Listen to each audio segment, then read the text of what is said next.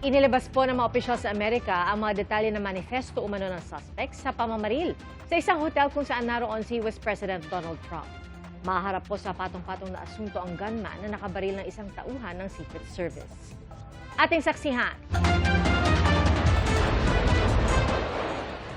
Kasagsagan ng hapunan kasama ang White House Correspondents Association sa Washington Hilton Hotel nang marinig ang malalakas na kalabog. May mga nagtago sa ilalim ng mga lamesa.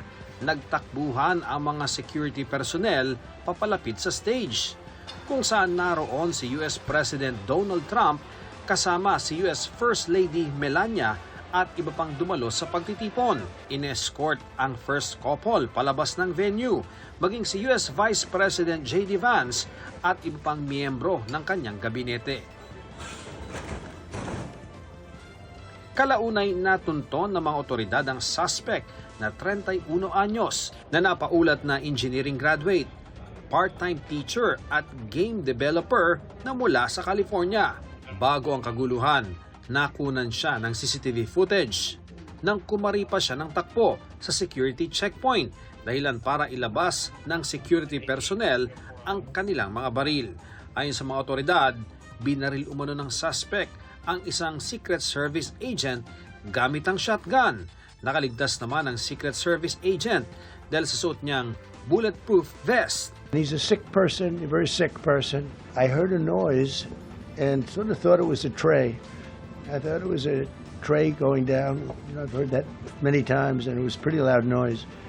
And it was from quite far away. He hadn't breached the area at all. They really got him. Patong-patong na kaso ang kakaharapin ng suspect na bukod sa shotgun ay armado ng handgun at mga patalim. Nakatira raw siya kasama ang kanyang mga magulang sa South Bay area ng Greater Los Angeles.